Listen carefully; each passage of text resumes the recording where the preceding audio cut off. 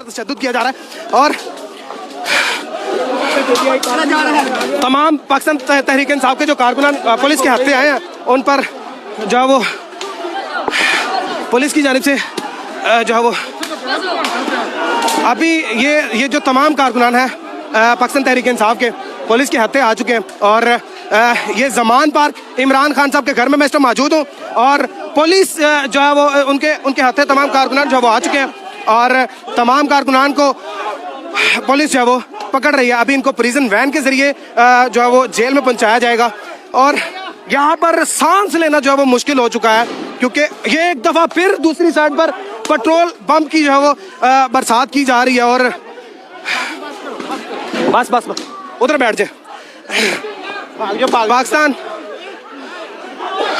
पाकिस्तान तहरीक इंसाफ के जितने भी कारकुनान हैं ये एक दफा फिर बाहर से पेट्रोल बम जो है वो गिराए जा रहे हैं और सूरत हाल ये है कि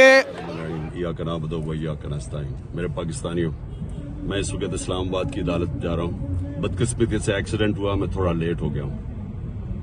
मैं आप सबको बताना चाहता हूँ कि इन्होंने पूरा प्लान बनाया हुआ है मुझे अरेस्ट करने का और इससे साबित हो जाती है इनकी बदनीयती।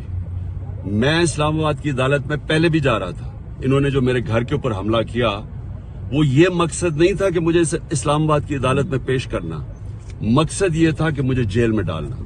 जेल में क्यों डालना? क्योंकि लंदन प्लान का हिस्सा है कि मुझे जेल में डालो। ये नवाज शरीफ की ये उसकी डिमांड है कि इमरान खान को जेल में डालो और इलेक्शन में वो हिस्सा ना ले सके और ये फिर वही करने जा रहे हैं। अभी मुझे पता है कि मुझे अरेस्ट कर रहे हैं। मैं सिर्फ बताना चाहता हूं कि मैं रूल ऑफ लॉ में मानता हूं, कानून में मानता हूं। पता होते हुए मैं जा रहा हूं, लेकिन मैं कौम को बताना चाहता हूं कि ये बेनकाब हो गए हैं। ये जो लोग ऊपर बैठाए हुए हैं, जो चोर और डाकू और जिन्होंने बैठाए हैं, ये बेनकाब हो गए हैं कि इनकी नीयत क्या है। नीयत कभी इस मुल्क में कानून नहीं थी, इसमें जंगल का कानून नाफिज किया हुआ है इन्होंने।